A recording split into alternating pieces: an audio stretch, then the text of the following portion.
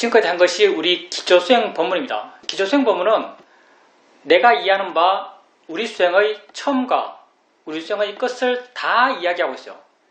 그래서 어떤 사람에겐 이해되고 어떤 사람에겐 이해되지 않는 부분도 분명히 존재할 겁니다. 그러면 자기는 그냥 이해되는 것만 취하면 돼요. 이해되지 않는 것은 내버려 두면 돼요. 우리 수행의 특징 가운데 하나가 모르면 넘어가는 거예요. 모르면 넘어가십시오. 알려 할 필요 없습니다. 그리고 알려 해봐야 알 수도 없어요. 우리는 이해하고자 하는 사람이 아니고요. 우리는 통찰하고자 하는 사람이에요. 통찰은 내가 하는 게 아니에요. 이해는 내가 하겠죠. 물론 우리가 말을 이해, 통찰, 지혜, 반야 뭐 다 같은 말 쓰지만 이해라고 말하면 좀 서술적이고 좀 사유적이죠. 의미 자체가. 이해는 내가 자료를 찾고 노력하고 생각하면서 이해할 수 있어요. 통찰은 이해하는 게 아니에요. 통찰은 그냥 깨닫는 거예요. 깨닫는다 하면 여러분 좀 이상하겠지만 깨달음, 지혜에 대해서 익숙하지 않은 사람은 깨닫는다 그러면 깨달음, 무슨 옛날 선사들이 깨달았다는데 나랑 너무 먼 것 아닌가? 나랑 너무 먼 것 아닌가 생각하는데요. 전혀 그렇지 않습니다. 여러분 모두에게 깨달음의 씨앗들이 있어요. 다 깨달을 수 있고요. 여러분 삶에서도 가끔 여러분은 깨닫습니다. 여러분 살아가다가 어떤 문제에 봉착해서 어떤 선택을 해야 되는데 어떻게 선택할지 모르겠어요. 항상 마음이 왔다 갔다 해요. 이거 달까 저거 달까. 그러다가 어느 때 마음이 맑고 깨끗하고 깨어있을 때 아 그래 이거야 라고 순간 확 알아질 때가 있어요. 이거야 라고 확 알아질 때 여러분 마음은 그래 그게 옳아라는 내적 확신이 분명해요. 이것 또한 깨달음이죠. 그때 그냥 어느 순간 확 알아져요.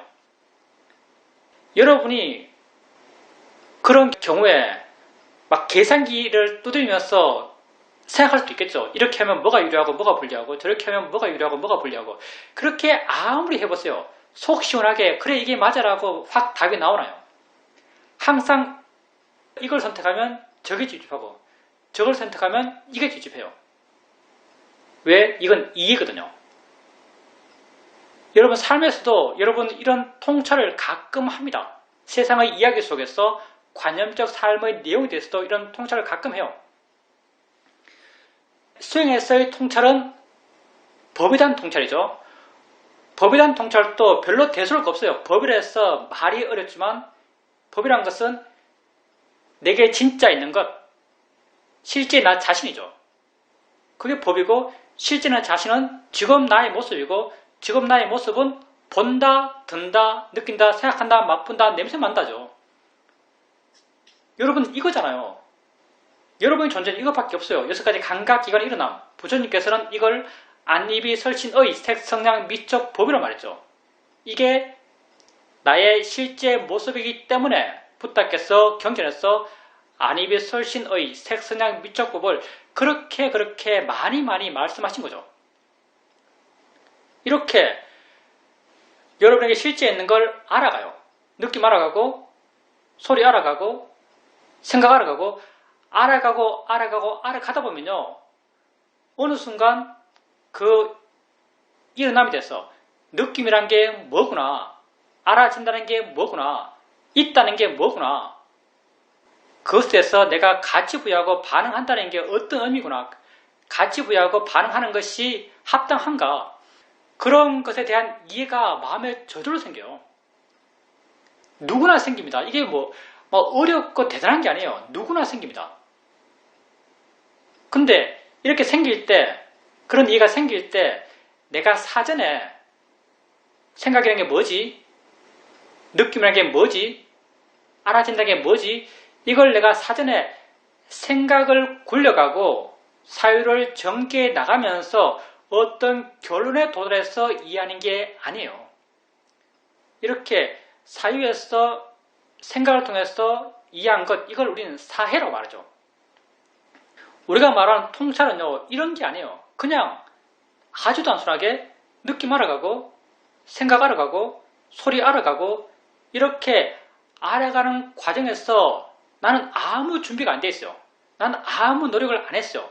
근데 어느 순간 마음이 확 밝아지고 분명해지면서 아 그렇지 라고 마음에 이해됩니다.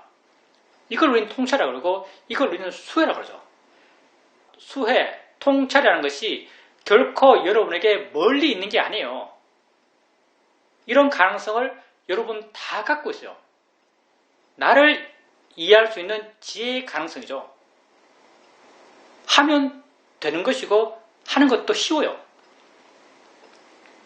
그래서 통찰, 지혜라고 해서 여러분께서 너무 멀리 있는 걸로 알 필요는 전혀 없습니다. 이 법회는 기본적으로 수행법회예요. 그리고 이 법회에 참석한다 해도 듣는 말은 거의 매일 똑같아요. 이 법회는 수행하는 사람에게 유효한 법회입니다. 수행하는 사람은 마음이 변해가는 사람이에요. 여러분이 수행한다는 게 딴 목적이 아니죠. 여러분의 마음을 변화시키기 위한 수행이에요.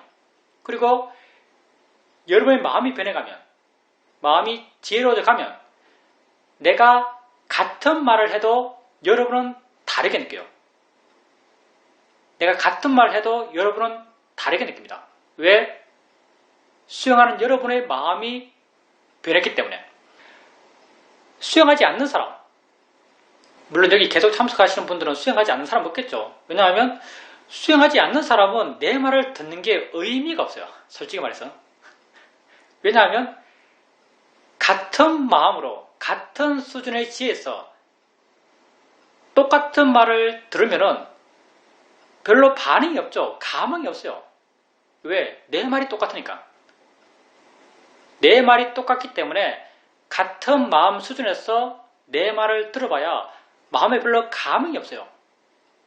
그럼 당연히 이 법회의 가치 내지는 의미를 별로 못 느끼겠죠. 그런 사람들은 자연스럽게 참석하는 빈도가 약해질 거예요. 이 법회는 수행하는 법회예요. 수행은 단순한 겁니다. 수행은 나를 알아가는 거예요. 나는 뭔가? 나는 이 순간 아는 존재예요. 그 알면 눈, 코, 귀, 몸, 마음 6가지 감각기관에서 일어나고 있어요. 이 6가지 감각기관에서 일어나는 것을 알아가는 거예요. 느낌이 있으면 느낌이 있다 알고 소리 있으면 소리 있다 알고 이렇게 알아갈 때 가볍게 알아가세요. 그냥 가볍게 있다고 알면 돼요. 애써서 그걸 자세히 보려고 할 필요 없고 애써서 그것만 보려고 할 필요도 없어요. 그냥 가볍게 있음을 인지해주면 돼요. 그 인지가 점점 자연스러워지고 다른 것도 함께 인지해가고 또 다른 것도 함께 인지해가고 이렇게 가볍게 알아지는 그런 대상들을 옮겨가면서 알아가면 돼요. 이렇게 알아감을 통해서 우리의 수행하는 마음이 변해가요. 수행하는 마음이 변해가는 것을 어떻게 알 수 있는가? 수행 상태가 변해가거든요. 처음에는 내가 처음 하는 분이 있는 것 같아서 이렇게 말하는 거예요. 처음에는 해보면 알아요. 처음에는 정말 마음이 둔합니다. 엉덩이 느낌 알았다가 손에 느낌 알 때 엄청 둔해요. 잘 옮겨지지도 않아요. 한참 있다 옮겨가고 또 소리를 옮겨갈 때 한참 있다 옮겨가고 옮겨가는 게 굉장히 끈적하고 굉장히 둔해요. 왜 둔하고 왜 끈적한가? 수행하는 마음이 집착이 많으니까, 수행하는 마음이 가볍지 않으니까, 수행하는 마음이 끼어있지 않기 때문에 이렇게 둔하고 끈끈하죠. 근데 수행을 해가면서 옮겨가는 게 쉬워져요. 옮겨가는 게 쉬워지는 게 왜 쉬워질까요? 수행하는 마음이 가벼워졌기 때문에. 수행하는 마음이 내가 지금 알고 있는 것에 대해서 집착하는 마음이 약해졌기 때문에 이렇게 수행하는 마음이 변해가요. 그리고 옮겨가는 것이 점점 빨라져가요. 점점 쉬워져가요.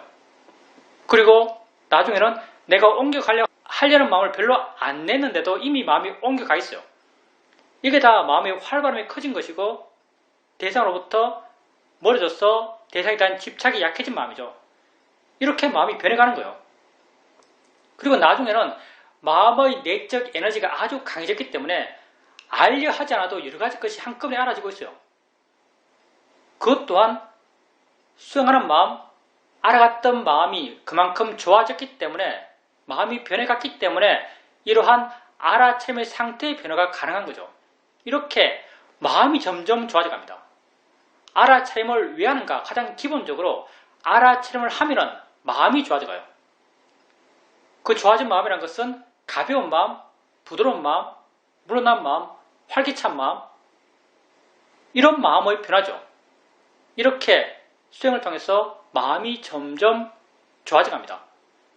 이렇게 좋아진 마음, 수행을 통해서 이렇게 좋아진 마음으로 느낌 알고 소리 알고 생각을 할 때, 어느 순간 마음의 조건이 맞았을 때 느낌에 대한 이해, 소리에 대한 이해, 생각에 대한 이해가 나도 모르게 생겨나요. 이걸 우리는 통찰이라고 말하죠. 그리고 나도 모르게 생길 때의 마음의 변화는 언제나 똑같아요. 지혜의 변화죠. 마음이 어떻게 되는가? 마음이 가벼워져요. 마음이 좀 물러나는 것 같아요. 마음이 좀 부드러워진 것 같아요. 마음이 좀 자유로워진 것 같아요. 지혜가 생기면서 마음을 이렇게 바꿔놓는 거죠. 그리고 이런 수행을 해가면 해갈수록 내가 한번 이해했던 그런 대상에 대해서 또 다른 이해가 생겨나요. 또 다른 이해를 해봐야 지혜의 내용이 달라지는 게 아니고요. 지혜의 깊이가 달라져요. 동일한 내용으로 이해도 마음의 느낌이 달라져요. 내가 모든 게 대상이야 라는 그런 것에 대한 이해가 있다 하더라도 어느 순간 모든 게 대상이야 라는 말을 들으면 마음의 느낌이 또 달라져요.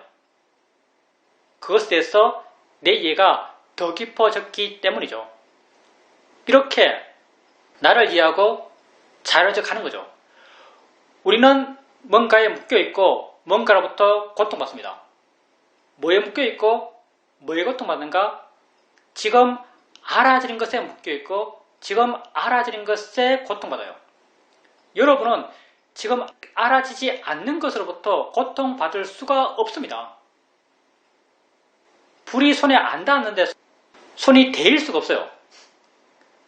불이 손에 닿아야만 손이 데이죠. 마찬가지로 내가 지금 직접 경험하는 것에 대해서 마음이 반응하는 것이 합당해요. 근데 여러분이 고통받는 것 한번 보세요. 여러분이 삶에서 고통받는 내용들, 많은 경우 그 내용들은 과거의 것이고 미래의 것이요. 여러분은 과거의 무엇 때문에 고통받는다 생각하고 미래의 무엇 때문에 고통받는다 생각해요. 근데 정말 여러분이 과거의 무엇 때문에 고통받고 미래의 무엇 때문에 고통받을 수 있을까요? 내가 과거의 무엇 때문에 괴로워, 미래의 무엇 때문에 괴롭다는 건요, 다 착각들입니다. 자기를 이해하지 못하기 때문에요. 내 고통의 원인이 뭔지 모르기 때문에요. 여러분이 설령 그렇게 믿더라도 실제 여러분이 고통받는 건요, 지금 여러분이 경험하는 것, 지금 여러분에게 알아지는 것으로부터 고통받아요. 나는 어제 친구랑 싸워서 괴로운 게 아니고요. 지금 그 생각을 하기 때문에 괴로운 거예요. 나는 내일 시험 치기 때문에 괴로운 게 아니고요. 그 생각을 지금 하니까 괴로운 거예요. 어제 친구랑 싸운 것, 내일 시험은 알아지지 않아요. 지금 있는 생각은 내게 알아지는 거예요. 내 고통의 원인은 다 지금 알아지는 거예요. 우리는 내 고통의 원인을 알려고 그래요. 그게 어떤 식으로 우리는 우리의 고통의 원인을 알려고 하는가? 느낌 있으면 느낌이 따라요. 왜? 느낌이 지금 내게 알아지니까. 소리 있으면 소리 따라요. 왜? 소리가 지금 내게 알아지니까. 생각 있으면 생각이 따라요. 왜? 생각이 지금 내게 알아지니까. 지금 내게 알아지는 것만이 나의 고통의 원인이죠. 우린 이렇게 내 고통의 원인을 알아가고 내 고통의 원인을 가볍게 알아가고 자유롭게 알아가고 내 고통의 원인으로부터 물러나서 마음이 가벼워지고 이렇게 해나가는 과정에서 점점 수행하는 마음이 좋아져가면서 내 고통의 원인이라고 했던 그것에 대한 통찰이 생겨납니다. 느낌이 뭐다라는 게 이해가 돼요. 소리가 뭐다라는 게 이해가 돼요. 생각이 뭐다라는 게 이해됩니다. 그리고 이런 이해들은 하나같이 그런 느낌들, 그런 소리들, 그런 생각들, 그렇게 알아지는 것으로부터 내 마음을 자유롭게 해요. 알아지는 것으로부터의 자유로움, 이게 불교적 자유로움이고요. 이 글의 끝에는 완전한 자유로움이라고 하는 열반이 있겠죠. 열반도 이거예요. 이것의 완성형이 열반이죠. 경전에서 열반을 어떻게 말하고 있죠? 경전에서 열반이라는 것은 욕심 없고 화 없고 어리석음 없는 것, 이걸 경전에서 열반이라고 해요. 욕심과 어리석음, 이게 무엇을 대상으로 일어나나요? 지금 알아지는 것에 대해서 일어나는 거예요. 모든 마음은 지금 알아지는 것에 대해서 일어나요. 욕심과 어리석음도 지금 알아지는 것에 대해서 일어나는 거죠. 지금 알아진 것을 알면서 그것에 대해서 견해가 발라서 그것으로부터 마음이 가벼워지고 그것으로부터 마음이 물러나고 그것으로부터 마음이 자유로워지는 것, 가벼워지고 물러나고 자유로워지는 것, 이걸 다르게 표현하면 욕심 줄고 화 줄고 어리석음 주는 거죠. 표현이 다를 뿐이지. 욕심 줄고 화 줄고 어리석음이 줄어들어가는 길, 이게 열반을 향한 길이죠. 이 길의 완성, 이게 열반이고 해탈이겠죠. 여러분에겐 이런 자유로움의 길이 있습니다. 물론 여러분에게 고통도 있어요. 괴로움도 있죠. 여러분의 괴로움의 원인은요, 여러분 자신입니다. 세상에서 나를 괴롭힐 수 있는 유일한 존재는 나 자신이에요. 왜? 알아지는 것에 반응하는 마음 때문에 괴로운 거예요. 알아지는 것 때문에 괴로운 게 아니에요. 알아지는 것에 대해서 반응하는 마음 때문에 괴로운 거예요. 이 반응하는 마음은 내가 바꿔갈 수 있어요. 대상이야 하면 바뀌어요. 자연의 이치야 하면 바뀌어요. 내가 바꿔갈 수 있는 것 때문에 괴로워요. 그럼 이 괴로움의 원인은 어디 있는 거죠? 내게 있는 거죠. 날 괴롭게 할 수 있는 유일한 존재는 나 자신이죠. 또 반대로 날 자유롭게 해줄 수 있는 유일한 존재 또한 나 자신입니다. 바꿔갈 수 있는 마음, 괴로움이 줄어드는 방향, 괴로움이 없어져가는 방향으로 내 마음을 나는 바꿔갈 수 있어요. 대상이야 하면 바뀌고요. 자연의 이치하면 바뀌고요. 느낌일 뿐이야 하면 바뀌어요. 내가 내 마음을 괴롭지 않는 방향, 자유로워질 수 있는 방향으로 바꿔갈 수 있으니까 나의 자유로움을 가져올 수 있는 세상에서 유일한 존재 또한 나 자신이죠. 여러분이 여러분 자신을 책임져야 됩니다. 여러분밖에 없어요. 자기에게 관심을 갖고 자기를 바른 견해로 알아가십시오. 수행을 어떤 측면 장황하고 복잡하게 말하는 듯도 느껴지지만요. 여러분의 실천은 아주 단순한 거예요. 느낌 알고, 소리 알고, 생각 알고, 가볍게 알고, 자유롭게 알아가고, 가끔 한 번씩 그것에 대해서 마음이 반응하면 대상이지, 자연의 이치지, 느낌일 뿐이지, 생각일 뿐이지, 소리일 뿐이지 라고 바른 견해, 바른 생각을 해주는 거예요. 이것밖에 없습니다. 이걸 반복적으로 지속적으로 해나가는 거예요. 이걸 반복적으로 지속적으로 해나가게 되면요. 마음이 점점 변해갑니다. 이 변화된 마음 가운데 이해들이 생겨나요. 이런 마음의 변화와 이해들이 여러분을 자유롭게 갑니다. 여러분이 세상에 얼마나 묶여있는지 한번 보세요. 여러분 자신을 바라보면 여러분 정말 수많은 인연의 가닥들, 집착의 가닥들, 그런 걸로 자기 자신을 꽁꽁 묶어두고 있어요. 이 모든 것을 다 해체할 수 있습니다. 왜? 원리는 단순하거든요. 실제는 단순해요. 지금 내가 뭔가를 안다는 게 여러분의 실제 모습이에요. 지금 내가 뭔가를 안다는 게 여러분의 실제 모습이에요. 그 알아지는 것에 대해서 내 마음이 반응한다는 게 여러분 고통의 원인이에요. 그런 고통의 원인들, 알아지는 것들을 알아가면서 그것을 대상으로 욕심과 화를 줄 수 있는 바른 견해로서 봄으로써 욕심 줄이고 화를 줄여가면서 여러분은 자유로워질 수 있습니다. 그 자유로움의 길을 가는 거예요. 지금 내가 얼마나 자유로워졌다는 것은 별로 안 중요합니다. 지금 내가 그 방향으로 가고 있다는 것, 그 방향으로 노력하고 있다는 게 정말 중요하죠. 삶의 방향성이 중요해요. 스스로를 자유롭게 해줄 수 있는 그런 삶의 방향으로 여러분 삶이 나아가기를 바랍니다. 질문입니다. 집에서 남편이 동영상을 보고 있는데 그게 추상화 화가에 대한 내용이었습니다. 그런데 그 화가와 그 작품에 대해서 제가 아주 잘 압니다. 이전 같았으면 나도 함께 그 내용에 빠져들었겠지만 그렇게 빠져들지 않았습니다. 남편은 아주 관심이 있어서 그곳에서 소개하는 책까지 주문하는 것을 봤습니다. 왜 이렇게 빠져들지 않았을까라고 생각해 보면 내 마음에 되는 대로 하자라는 그런 기본적인 마음이 있었기 때문이었습니다. 되는 대로 하자란 이 마음이 아주 강력한 힘을 갖고 있습니다. 어떻게 보면 아무렇게나 하자라는 그런 의미를 갖는 듯도 하지만 그런 것이 아니라 지혜로서 물러나서 자유로운 상태로 되어지는 대로 해 나가는 그런 마음 상태인 것 같습니다. 그 수행을 통해서 수행자님의 변화된 마음을 스스로 아신 거죠. 뭐 이런 경우죠.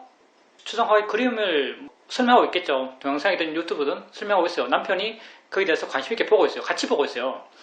그 주제가 내가 잘 아는 내용이고 남편이 관심 갖고 있고 남편이 잘 몰라요. 이렇게 내가 잘 아는 내용인데 옆에 있는 사람은 잘 모르는데 옆에 있는 사람은 관심이 있어요. 그러면요, 설명해주고 싶어요. 내가 아는 걸 그 사람에게 드러내고 싶어요. 그 사람에게 내가 아는 것을 꼭 전달해 줘야 할 것 같이 느껴요. 근데 대부분 사람은 그때 욕심으로 이런 마음의 에너지를 일으킵니다. 다 욕심이에요. 그걸 왜 욕심이라고 알 수 있는가? 우린 살아가면서 이런 경우 많잖아요. 이런 경우가. 남에게 뭔가 막 말해줘야 돼요. 그 사람 잘 몰라요. 내가 더 많이 알아요. 내가 더 많이 알아서 그 사람에게 내가 말해줄 때는요, 하나같이 마음이 들뜹니다. 하나같이 마음이 급해요. 말이 빨라요. 마음이 들떠 있어요. 그리고 마음이 깜깜해요. 여러분, 다른 사람에게 내가 알고 있는 걸 적극적으로 설명할 때 어떤 마음 상태인지 한번 보세요. 다 이런 마음 상태에서 설명합니다. 다 번뇌들이죠. 다 고통받으며 설명하는 거예요. 근데 수행자님은 거의 전공 분야고 엄청 잘 아는 것인데 다른 사람 잘 몰라요. 근데 관심은 있어요. 그래도 자기가 아는 것을 굳이 남에게 이야기해 줄 동기를 안 느껴요. 필요성을 안 느끼죠. 그 사람이 저렇게 관심 있고 스스로 알려고 그러고 뭐 책 주문해서 읽으려고 그러고 그러면 그 사람이 충분한 거지. 나서서 하려는 마음이 없는 거예요. 그렇게 알려고 하는 사람은 그걸로 충분하니까, 그걸로 스스로 할 바를 하고 있으니까 수행자님은 더 이상 거기에 개입할 마음이 없어요. 그게 수행자님 마음의 자유로움을 말하고 있는 거죠. 뭔가 떨어져 있는 것 같아요. 수행자님은 이걸 될 대로 되라 이렇게 말씀하셨는데 이 경우에서는 잘 안 맞는 것 같고요. 이 될 대로 되라는 표현보다는 이렇게 되든 똑같은 말인가? 이렇게 되든 저렇게 되든 별로 상관없는 마음, 자유로운 마음 상태죠. 그리고 만약에 그때 이런 마음 상태에서 그때 남편분이 뭐 당신 저 화가 알아? 저게 왜 저래? 라고 묻는다면 물을 수 있겠죠. 왜 저래? 라고 묻는다면 수행자님은 이건 이러하고 저러하고 저 사람이 저렇게 살았어, 저런 걸 저렇게 표현했다 라고 말할 거예요. 근데 이렇게 말할 때 마음이 아주 차분해요. 해줄 말만 해요. 아주 차분한 상태에서 해야 할 말을 해요. 그 사람을 굳이 설득하려 하지 않고요. 그 사람을 굳이 이해시키려 하지 않아요. 그냥 수행자님은 해야 할 말, 필요한 말만을 하게 되죠. 자유로운 마음 상태에서 그렇게 하는 거예요. 그게 우리가 이 수행을 통해서 되고자 하는 마음이 세상에서 삶의 이야기를 전개시켜 나가는 그런 모습들이죠. 그런 모습으로 살고자 해요. 자유로운 상태로 그 세상의 이야기들을 알려고 그래요. 그리고 당연히 내가 그 세상 이야기에서 내 할 바가 있다면 할 거예요. 근데 내 욕구로서 뭘 안 해요. 되어지면 하겠지만 되게 하려고 하잖아요. 이게 우리 좀 특징이죠. 되어지면 할 거예요. 그렇지만 되게 하려고 하는 마음은 별로 없어요. 동기가 별로 없죠. 동기가 없다는 것, 이게 우리 마음의 변화의 방향을 설명하는 말 가운데 하나거든요. 동기가 없다는 것. 동기라는 게 뭐예요? 동기라는 게 곧 의도고요. 의도라는 게 곧 업입니다. 우리는 업을 줄여가는 수행을 한다라고 말해도 우리 수행이 맞죠. 업을 줄여가는 수행을 해요. 업을 줄여간다는 것은요, 의도를 줄여간다는 것이고, 의도를 줄여간다는 게 곧 동기를 줄여간다는 거예요.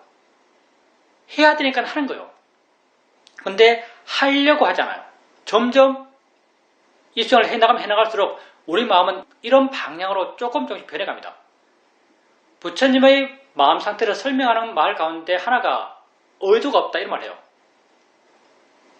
의도가 없다. 이게 모르겠어요. 영어로는 no intention 이렇게 말하던데 이렇게 표현하고 있는데 구체적으로 우리말로 내지는 빨리어로는 뭐라고 말하는지 모르겠어요. 의도가 없단 말도 부처님의 마음 특성 가운데 하나입니다. 당연히 아라한들도 의도가 없어요. 해야 되니까 하는 거지 하려고 하잖아요. 그래서 의도가 없는 마음, 이 마음은 업을 짓지 않는 마음이요. 아라한들에게 이러한 하려고 하는 의도가 없기 때문에 아라한들은 업을 짓지 않아요. 우리도 그렇게 변해가는 거죠. 조금씩 그렇게 변해가요. 그 수행자님이 그 상황에서 그림 보고 남편이 막 알려고 그러고 이럴 때 업을 굉장히 적게 진 거죠.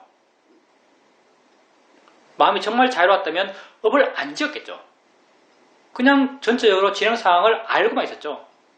마음이 동요해서 마음이 의도를 일으켜서 뭘 하려는 마음을 안 냈어요.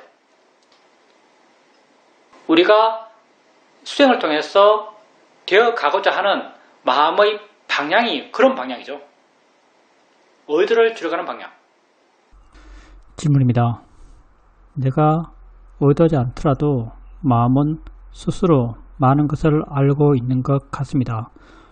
수행을 해가면서 지금 이 순간 있는 실제 있는 것을 알아가는 것으로 충분하다라고 이해하고 있고 그렇게 하고 있지만 또 어떨 때는 왜 이렇게 수행이 안 되지? 라는 생각이 일어나기도 합니다. 내가 왜 이렇게 수행이 안 되지? 라고 생각한다 하더라도 그 순간 마음은 스스로 그 문제와 그 문제 해결을 알고 있는 것 같습니다. 자연스럽게 자신을 위하는 것이 무엇인지 어떻게 수행하는 것이 바른 것인지에 대한 이해가 자연스럽게 생겨납니다. 스님께서 말씀하셨듯이 알고 바르게 알고 하는 것이 이 수행의 모든 것이다라고 분명히 알아집니다. 생활 전반에 있어서 무엇이 중요한가에 대한 자각이 이런 수행적 이해를 통해서 더 분명해지는 것 같습니다. 내가 먹을 음식을 준비하든 손주의 간식을 준비하든 그 일은 그냥 할 뿐인 그냥 일이고 더 중요한 것은 나 자신이라는 것을 알 수 있습니다. 손주에 대해서도 내 자신에게 포커싱이 맞춰진 상태로 손주를 보게 되니까 손주로부터 많이 자유로워진 상태로 말을 하고 뭘 해주고 있다는 것을 알 수 있습니다. 이렇게 수행하는 것이 진실로 자유로워질 수 있는 길이란 걸 자주자주 느낍니다. 마음이 자기 할 일을 스스로 합니다.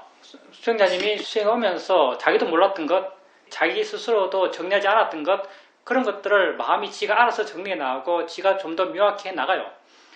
그런 게 수행 과정에서 조금씩 명확해지고 나중에 한참 지나서 스스로 돌아보면 아 정말 이렇게 되었구나, 이걸 이해했네, 이게 명확하네, 어떻게 살아야 되는구나, 어떻게 수행하는 거네, 이런 것들에 대한 이해들이 자연스럽게 드러나서 자기에게 확인되죠.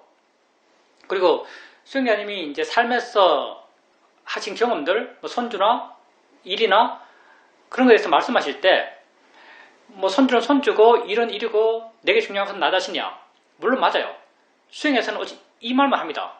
내게 중요한 건 나 자신이요. 나를 완성해 가는 거죠. 완성된 나는 자유로운 나요. 그래서 우리는 자유롭기 위해서 나를 봐나가고 나를 이해나가고 그런 이해를 통해서 알아진 것으로부터 자유롭게 요. 근데 알아지는 것, 손주나 집의 일이나 다른 사람이나 이렇게 알아지는 것으로부터 자유로운 마음, 이런 자유로운 마음은요, 혹시 오해할까 싶어서 말하는데, 이런 자유로운 마음은 이렇게 알아지는 것에 대해서 냉정한 마음이 절대로 안 합니다. 알아진 것에 대해서 아주 따뜻한 마음이에요. 내 마음이 따뜻하기 때문에 아주 따뜻해요. 내가 물론 손주로부터 자유롭지만요, 손주를 위해서 최선을 다해요. 최선을 다하지만 내가 하고 있는 것에 결과에 대한 바람이 없어요. 최선을 다한다는 게 정말 내가 힘들게 억지로 날 희생하면서 이렇게 최선을 다하는 게 아니에요. 그냥 최선의 마음을 다해요. 최선의 마음에서 나올 수 있는 최선의 행위들을 하죠. 근데 그 행위의 결과에 대한 바람이 없어요. 이게 정말 100% 손주를 위한 마음이고, 불교에서 이걸 자비라 그러죠. 집착 없이 남을 위하는 마음, 이게 자비의 마음이죠. 보통 사람들이 남을 위한다면요, 대부분이 다 집착으로 남을 위해요. 고통받으면서 남을 위하는 거죠. 근데 자유로우면서 남을 위할 수 있어요. 정말 진정으로 남을 위해요.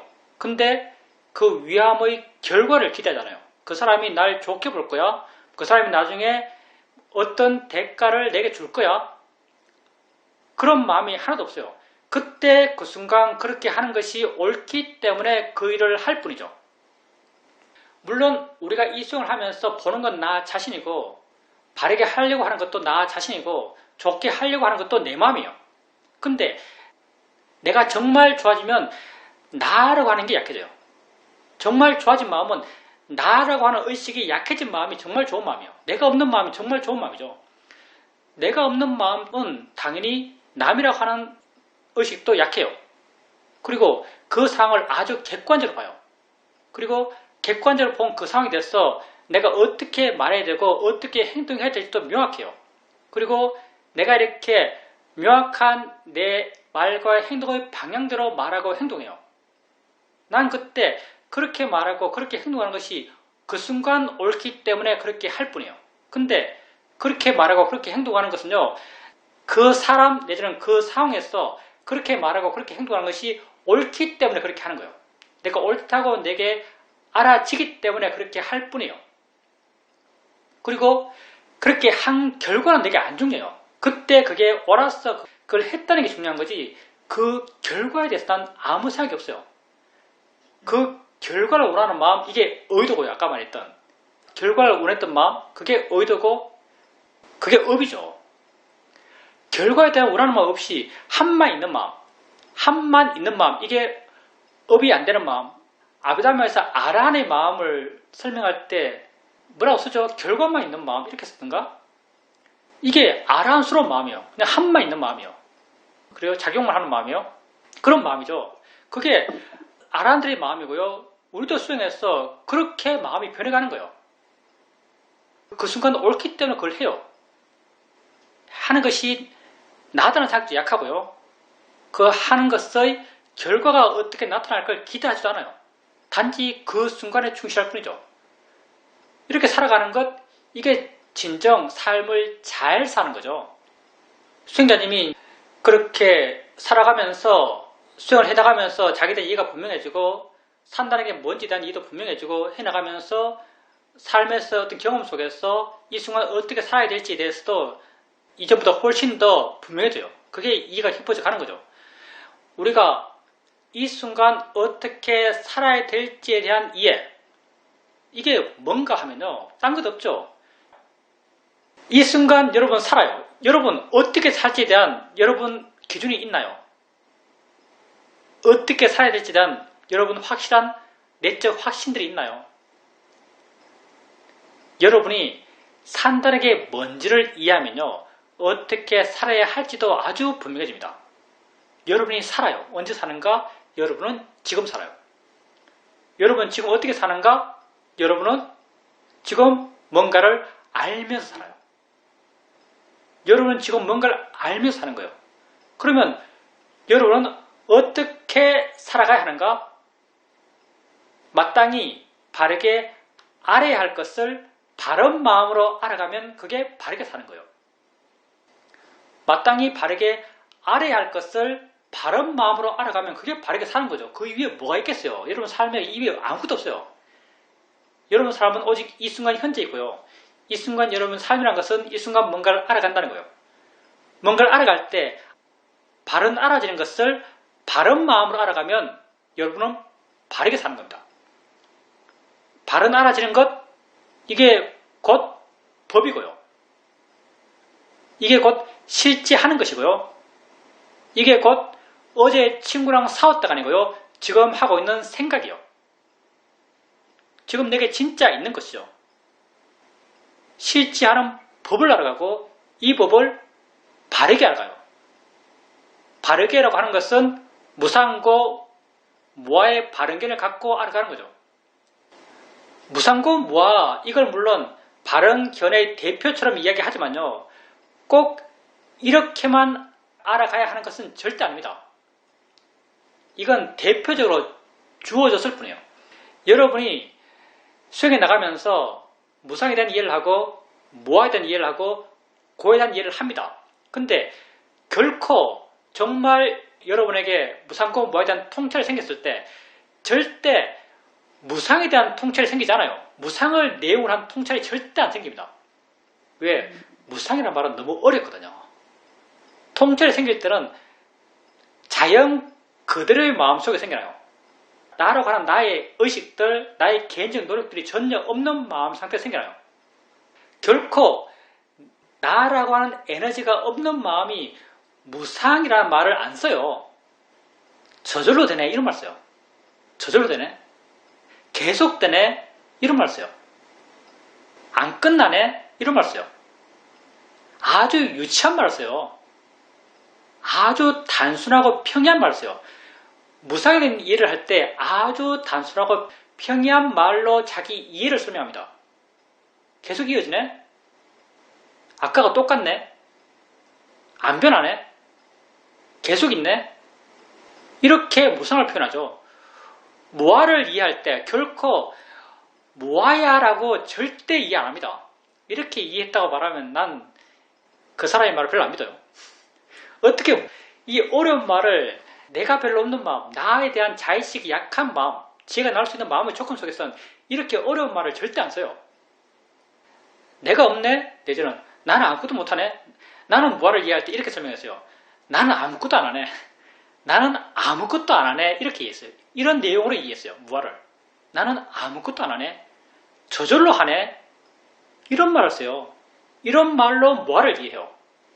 이런 말이 너무 유치하고 없어 보이니까 있어 보이게 무아라는 말을 쓸 뿐이에요.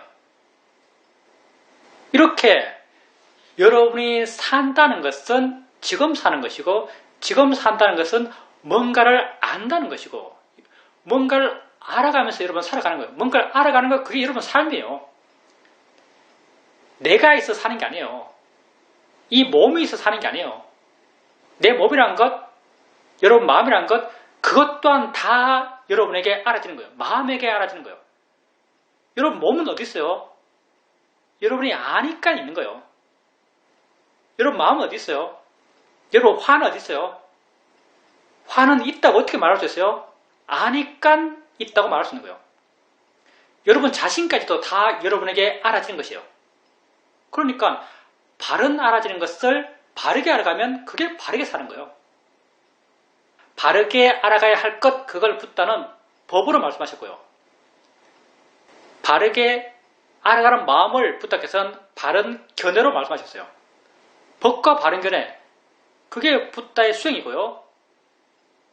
법과 바른 견해, 그게 바른 삶의 방식이요. 붓다는 결코 수행이라는 것이 특별해서 특별한 수행적 활동을 통해서 특별한 지혜가 생겼어, 특별하게 자유로워지라는 가르침을 주지 않았을 거예요. 이게 존재로서 너희들에게 최선의 삶이니까 이런 최선의 삶, 자유로움을 향한 이 삶을 매 순간순간 살아가라라고 이 수행 방법을 우리에게 가르쳐 줬을 겁니다. 이건 살아가는 방법이에요. 특별한 수행하는 방법이 아니고요. 우리가 마땅히 나를 위해서 최선의 삶을 위해서 우리가 살아가야 할 삶의 방식이죠. 그래서 여러분이 정말 여러분 자신을 이해하고 이 수행에 익숙해지고 이 수행을 이렇게 하는 것의 의미를 알게 된다면요, 매 순간순간 여러분의 삶은 아주 분명해집니다. 내가 뭔가를 경험할 때, 어떤 삶의 상황에 처했을 때 뭘 봐야 하는지, 어떻게 봐야 하는지를 알아요. 뭘 봐야 하는지, 어떻게 봐야 하는지를 안다는 것은 이 순간 어떻게 살아야 하는지를 아는 거예요. 어제 친구랑 사온 생각을 한다면 나는 친구 고민, 사온 것 고민을 안 해요. 이 생각을 알고 생각을 고민하죠. 그 생각일 뿐이지, 마음이 하는 거지, 이렇게 바르게 보려고 그래요. 그 순간 생각을 알고 생각을 단지 생각으로 알아가는 것이 바르다는 것을 나는 아주 분명하게, 명확하게 이해하고 있죠. 그렇다는 건 그 순간 내가 내 삶을 어떻게 살아가야 하는지를 분명히 알고 있다는 것이고, 나는 내가 이렇게 사는 것이 옳다라고 하는 삶을 그 순간 사는 것이에요. 내가 내 스스로 옳다는 그런 삶의 방향대로 살아갈 때 나는 나를 믿게 돼요.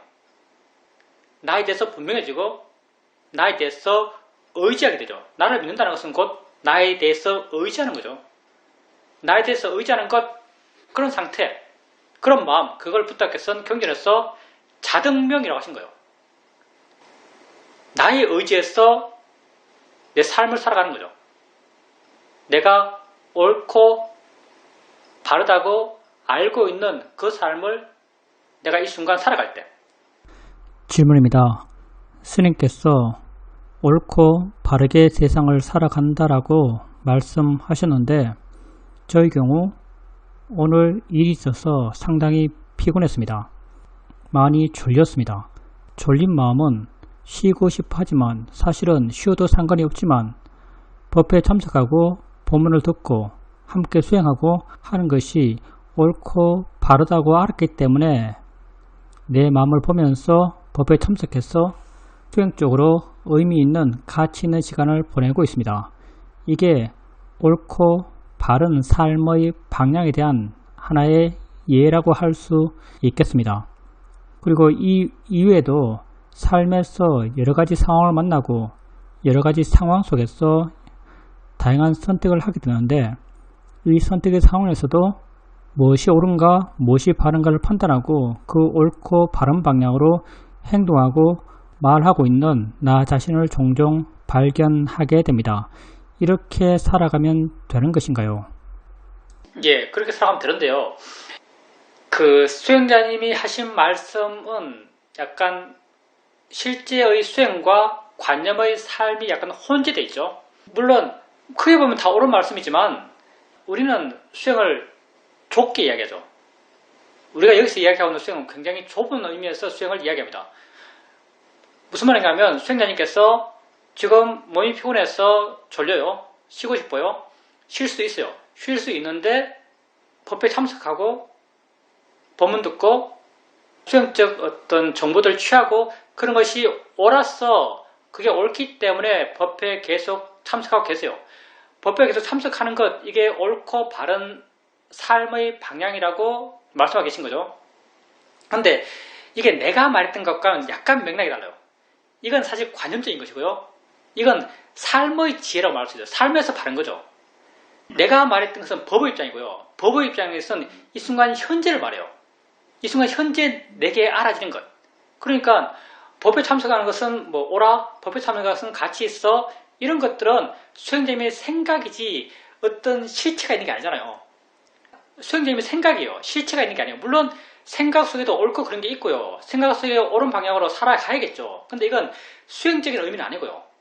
뭐 도덕적인, 당위적인 그런 의미에서 의미고요. 수행적 의미는 오직 이 순간 내가 뭔가를 안다는 것, 이게 수행적 의미고 이게 법의 의미예요. 그러니까 수행자님이 졸려요. 마음이 둔해졌어요. 마음이 둔해지고 졸린 것이 수행자님에게 알아지고 있어요. 수행자님은 졸림과 둔함을 알고 있어요. 졸림과 둔함을 알 때 이걸 내가 어떻게 알아가야 하는 것이 이 순간 바르게 사는 것인가? 여기에 대한 명확한 이해. 난 이런 입장에서 아까 말씀드린 것이고요. 이럴 때 수행자님이 이거 마음이야. 마음이 하는 거지. 졸린 마음을 알면서 왜? 졸린 마음이 알아지고 있으니까. 졸린다는 게 알아지고 있으니까. 졸린 마음을 알면서 마음이 하는 거지. 알아지는 거지. 마음이 왜 졸리지? 마음이 뭔데 졸지? 마음이 도대체 뭘까? 이렇게 수행자님이 지금 알고 있는 것, 지금 경험하고 있는 것에 있어서 실제 하는 것, 졸린 마음이죠. 졸린 마음을 알면서 그 졸린 마음에 대해서 바른 견을 일으키고 바른 생각을 해주는 것, 이게 졸린 마음을 경험하는 수행자님의 삶에서 수행자님이 그 순간을 바르게 살아가는 방식이죠. 수행적 의미예요. 그러니까 수행적으로 내가 아까 한 말의 의미, 바르게 산다는 것, 어떻게 살아야 될지에 대한 명확한 이해, 이건요. 지금 이 순간 알아지는 것에 대한 마음의 방향이죠. 무엇을 어떻게 알아가야 하는가. 그냥 뭉뚱그려서 이렇게 하는 게 옳아라는 그런 이해, 그런 내 마음의 판단 따라서 옳다고 하는 방향으로 해나가는 것. 그것도 물론 도덕적으로 옳아요. 사회적으로도 옳을 거예요. 근데 수행적인 의미는 별로 없어요. 수행은요, 오직 이 순간 현재를 따지고요. 이 순간 현재 존재하는 것은 알아듣는 것과 아는 것뿐이에요. 대상과 마음, 아니면 설신이 색성량 미촉법뿐이죠. 이것의 관계성만을 따져요, 수행은요. 이게 법의 입장이죠. 그러니까 알아지는 게 있고 그 알아진 것에서 진짜가 뭐고 그것에서 어떤 마음으로 알아가는가. 이게 수행적 접근이라고 말할 수 있습니다. 이것이 명확한 것, 그게 수행적으로 이 순간을 어떻게 살아가야 하는지가 명확한 것이고요. 항상 마음을 현재 두고요. 현재 알아지는 것을 고민하세요. 현재 알아지는 것, 느낌이고 소리고 생각이에요. 가장 기본적인 수행의 방법이에요. 지금 있는 걸 알아가고 그것을 바른 견해로 알아가고, 이거 두 개밖에 없어요. 알고 바르게 알고. 우리 수행은 이거 두 개밖에 없어요. 알고 바르게 알고. 질문입니다. 수행에서 체험이라고 하는 것은 내게 6가지밖에 없다라고 이해됩니다. 보고, 듣고, 느끼고, 생각하고, 맛보고, 냄새 맡는 것, 이 6개만이 이 순간 나의 체험이다라고 알게 됩니다. 그게 체험일 뿐 아니라요. 그게 곧 내 삶이고요. 그게 곧 나 자신입니다. 나는 그것 빼고 없어요. 질문입니다. 마음이란 것이 참 재미있습니다. 좀 전의 마음과 지금 마음이 확 달라졌습니다. 그러니까 마음이 좀 신기한 거죠. 마음이 뭘까요 도대체? 아까는 그렇게 멍했고 아까는 둔했고 졸렸는데 지금 말하다 보니까 활짝 뛰어났고 머리가 팽팽 돌아가고 엄청 순발력 있고 깨어있어요. 마음이 이렇게 변한 거예요. 마음이 변했어요. 세상에서 제일 경이로운 게 마음이 변할 수 있다는 거예요. 손은 뭐 있으면 다 똑같죠. 이 손은 이 손이죠. 근데 마음은 매 순간순간 변하고요. 그 변화를 나도 몰라요. 왜 변했는지도 몰라요. 질문입니다. 법회에 참석하기로 선택했을 때 어느 정도 예상할 수 있었습니다.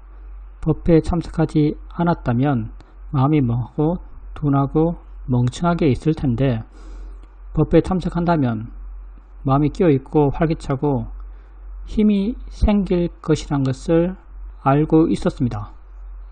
이제 법회뿐 아니라요, 수행자님이 일상의 삶 속에서 경험하는 것을 수행적으로 접근해 나가고 수행적으로 바르게 보려고 하면 그 노력을 통해서 수행자의 마음이 변합니다. 법회는 일종의 자극 같은 거죠. 법회가 물론 수행자님에게 자극이 돼요. 법에 대한 이야기를 하니까.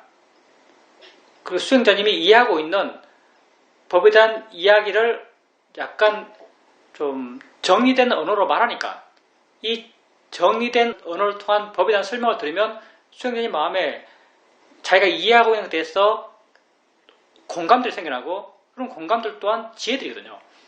이걸 통해서 도움되긴 하겠지만 근본적으로 수행자님이 해나가야 될 것은 스스로의 개발이에요.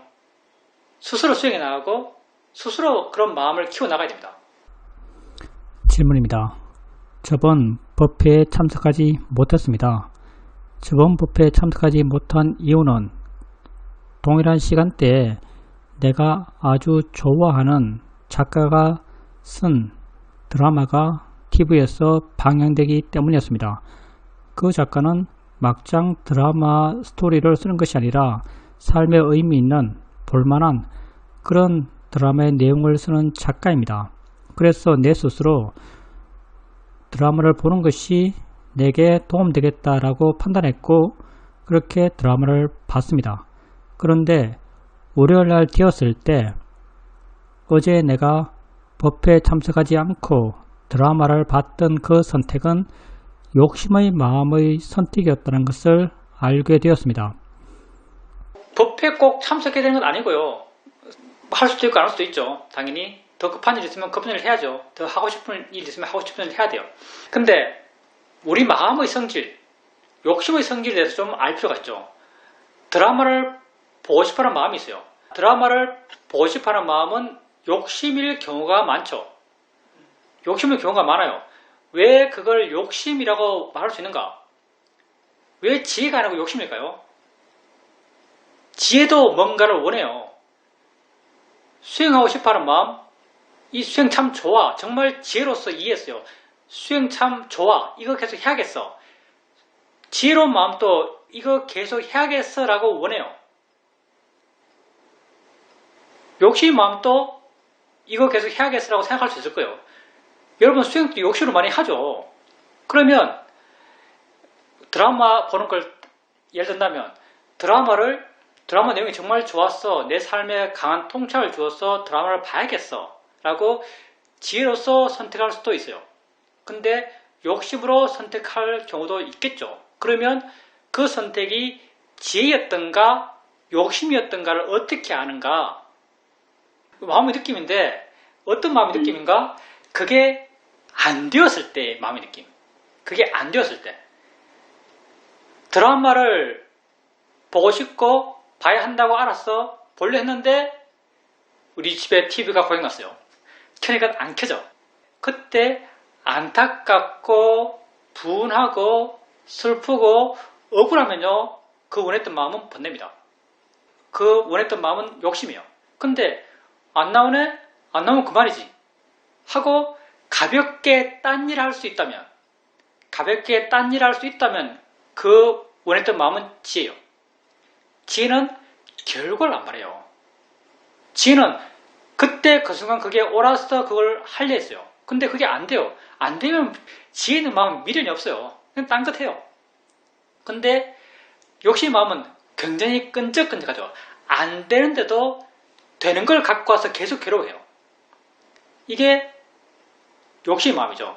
그러니까 수행자님이 그때 드라마를 보려 했던 그 마음이 욕심인가 지혜인가? 당연히 욕심이었죠. 거의 사람들은 대부분 욕심으로 그런 욕구를 일으킵니다.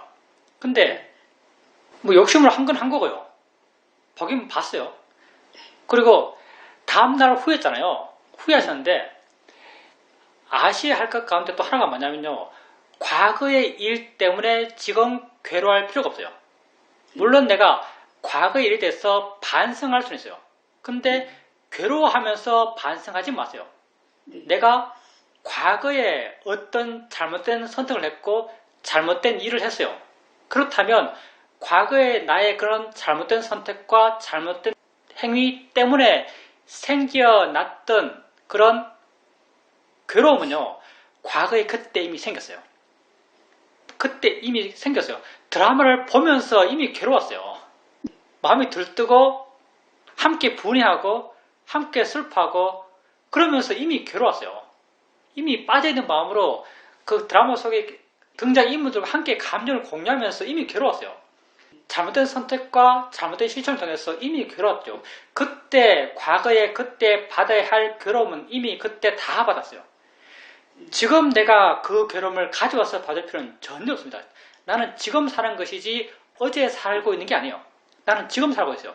지금 내게 알아진 걸 갖고 알면 돼요. 물론 과거의 것을 내용으로 어떤 생각을 할 것이고 그 생각을 통해서 그때 내가 그 판단을 잘못했어, 그때 드라마를 보는 게 아니었어 라고 생각하면서 과거의 것에 대해서 그렇대더라고 판단할 수는 있습니다. 그렇지만 과거의 판단과 과거의 행위 때문에 지금 괴로울 필요는 없어요.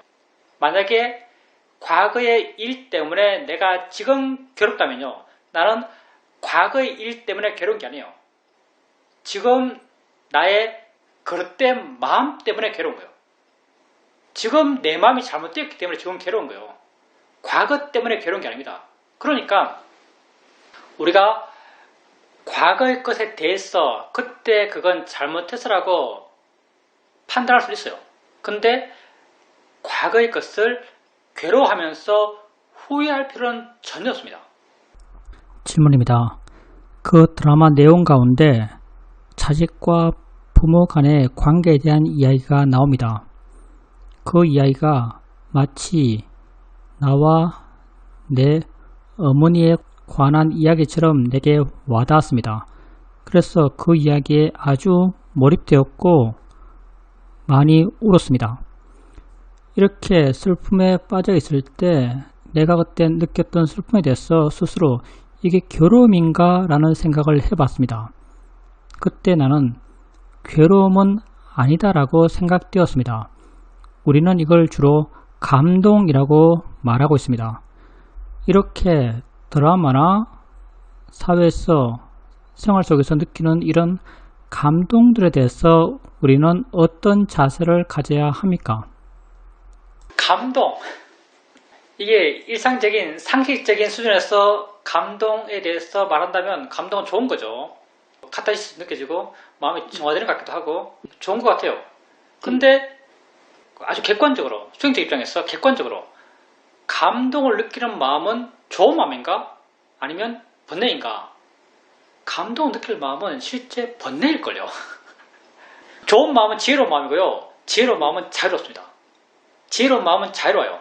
거기서 어떤 느낌을 느끼지만요.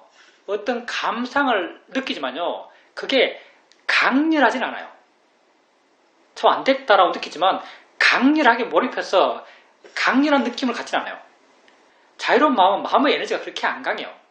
내용 있는 마음의 에너지가 별로 안 강해요. 남을 분명히 위하는 마음이 있어요. 근데 강렬하게 위하는 마음이 안 생겨요. 자유로운 마음의 에너지는요, 그렇게 강렬하잖아요. 근데 번뇌의 에너지는 강렬하죠. 눈물을 펑펑 흘리는 마음은 아주 강렬한 마음이잖아요. 이런 강렬한 마음의 에너지의 발산, 이건 대부분이 번뇌의 에너지의 발현일 겁니다. 지혜로운 마음은 그렇게 반응하잖아요. 지혜로운 마음은 굉장히 자유로워요. 그래서 그런 감상을 느끼지만 거기에 결코 몰입하지 않습니다. 질문입니다. 드라마에서 표현된 인물들의 감정들을 보면서 그 감정들이 내가 실제 살아가면서 느꼈던 감정들에 대한 이해를 돕는 역할을 합니다. 그래서 나의 마음의 반응이나 다른 사람의 마음의 반응에 대해서 그 드라마의 인물들의 마음씀을 보면서 더 깊이 이해할 수도 있는 것 아니겠습니까? 예. 그런 암들은 다 약간 사회적인 암, 지식적인 암, 그런 거죠. 그런 거지. 통찰의 암. 사회적으로, 문화적으로는 그런 경험들은 굉장히 좋은 경험이에요. 근데 우리가 가고자 하는 수행의 길은 사실 굉장히 좁게 이야기하고 있고요. 수행적 입장에서 봤을 때는 그렇게 몰입해서 감동하는 것, 그걸 결코 바람직하다고 말하지는 않아요. 말하기는 힘들어요. 내가 이런 이야기 했죠. 경기를 보면 나와요. 광대들이 붙어 찾아왔어요. 광대들이 붙어 찾아와서 옛날 광대들은 종합 엔터테이너잖아요. 우리가 이렇게 사람들을 재밌게 하고 우리 마음도 즐겁고 사람들 마음도 즐겁게 하면서 이렇게 많은 공덕을 짓는다. 우리가 이렇게 많은 공덕을 지어서 죽게 되면 어디에 태어날 것 같냐 하고 붓다에게 물어요. 그냥 부처님이 아주 냉정하게 너희들은 그런 행위를 통해서 다음 생에 지옥에 날 것이다 이렇게 말해요. 정말 지옥에 날 것이다 말해요. 왜? 자기 스스로 번뇌를 일으키고 남들도 번뇌스럽게 만드니까. 그렇게 즐겁고 들떠있고 하는 그런 마음들. 세상 속에서 보면은 그건 다 기쁘고 즐겁고 좋은 마음들이에요. 근데 마음 그 자체를 보면 그건 번뇌고요. 업이고요. 업도 악업이에요. 그래서 부탁해서 그런 경우 너희들은 그 업을 통해서 다음 생에 지옥에 날 것이다 이렇게 말해요. 그러니 실제 그게 뭐다라는 그런 수행과 법으로서의 접근과 사회적인 문화적인 접근이 굉장히 많이 괴리가 될 때가 있습니다. 질문입니다. 제가 법회 시작하기 전에는 졸리고 마음이 피곤했습니다. 근데 지금은 마음이 활짝 끼어있고 힘이 있고 활기찹니다. 이런 마음의 변화를 보면서 이 마음들이 항상하지 않다라고 알았기 때문에 곧 무상이고 내가 어떻게 하려 하지 않아도 그냥 이렇게 되었기 때문에 무아이고 이렇게 변했기 때문에 고다라고 알아가도 맞는 것인가요? 당연히 떠올 수 있는데 무상고 무아에 대한 지혜도 그 깊이들이 다 달라요. 스펙트럼이 굉장히 넓죠. 그러니까 수행자님이 지금 하고 있는 말씀 속에서의 무상, 말씀 속의 무상이 뭐냐면 수행자님의 경험이 변해가잖아요. 둔한 마음이 활기찬 마음으로 변했어요. 이런 알아지는 것들의 변화, 알아지는 것들의 변화를 통해서 그 변화에 대한 이해를 해요. 근데 이것 또한 당연히 무상이냐 하면 당연히 무상이죠. 이걸 통해서 무상에 대해서 통찰할 수 있고 무상에 대해서 이해할 수 있어요. 그런데 좀 더 깊은 무상에 대한 이해, 좀 더 깊은 무상에 대한 이해는요. 그런 두드러진 대상들의 변화가 없는 상태. 예를 든다면 이런 거죠. 내가 손을 이렇게 손뼉에 쥐고 있어요. 그러면 부딪힘이 있다가 부딪힘이 없어요. 당연히 부딪힘이 있다가 부딪힘이 없으니까 변하네, 무상하네. 무상에 대한 이해를 할 수 있고요. 무상에 대한 생각을 할 수 있어요. 근데 손이 이렇게 붙어 있어요. 내 인식 능력으로는 여기서 변화를 찾을 수가 없어요. 그러면 이렇게 내 인식 능력으로 변화를 찾을 수 없는 이 경험은 무상한 것인가? 영원한 것인가? 이렇게 내가 변화를 알 수 없는 이 경험 속에서도 무상을 이해한다면 이건 훨씬 더 깊은 무상에 대한 이해를 할 수 있어요. 이것도 무상한 거예요. 뭐가 무상한가? 이 느낌을 아는 마음이 계속 일어나요. 아는 마음의 반대편에 있는 알아지는 작용의 일어남 또한 계속 일어나고 있어요. 이건 경험할 수가 없어요. 이건 그냥 이해하는 거예요. 그러니까 이렇게 이해된다면 이건 더 깊은 무상에 대한 이해라고 할 수 있습니다. 그러니 대상의 변화를 통해서 이해하는 것, 그것과 대상이 안 변해도 그 순수한 작용과 성질의 이어짐을 이해함을 통해서 이해한 무상은 깊이가 좀 다르다고 말할 수 있죠.